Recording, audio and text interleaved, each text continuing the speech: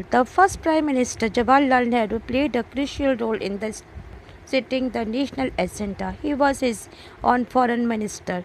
Thus, both the Prime Minister and the Foreign Minister he accessed performed the influence in the formulations and implementations of India's foreign policy from 1946 to 1964. The three major objectives of the Nehru foreign policy were to preserve the hard-earned sovereignty, protect territorial integrity, and promote rapidly economic development. Nehru wished to achieve this objective through the strategy of non-alignment. There were, of course, parties and groups in the country that believed that India should be more friendly with the blocked by the US because the blocked claimed to be the pro-democracy.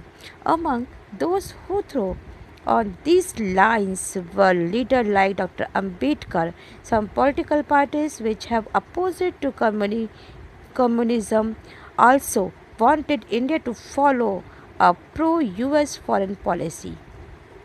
These includes the Bharatiya Janasangh and later the Swatantrata Party.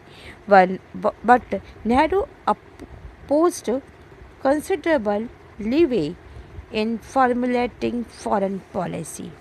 अब नेहरू का role क्या रहा कि Nehru ji India की first prime minister थे और उन्होंने एक राष्ट्रीय नेशनल एजेंडा तैयार करने की एक अच्छी सा रोल या निर्णायक भूमिका निभाई।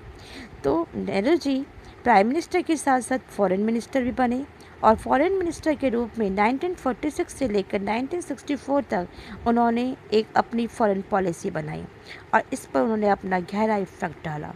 नेहरू की फॉरेन पॉलिसी के 3 मुख्य ऑब्जेक्टिव थे। फर्स्ट था कठिन संघर्ष में अपनी संप्रभुता यानी अपनी डिजिनिटी को बचाए रखना, अपनी सॉवरेनिटी को बनाए रखना, क्षेत्रीय अखंडता को बनाए रखना कि इंडिया के और टुकड़े ना हो और तेज़ी से डेवलपमेंट और इको डेवलपमेंट करना।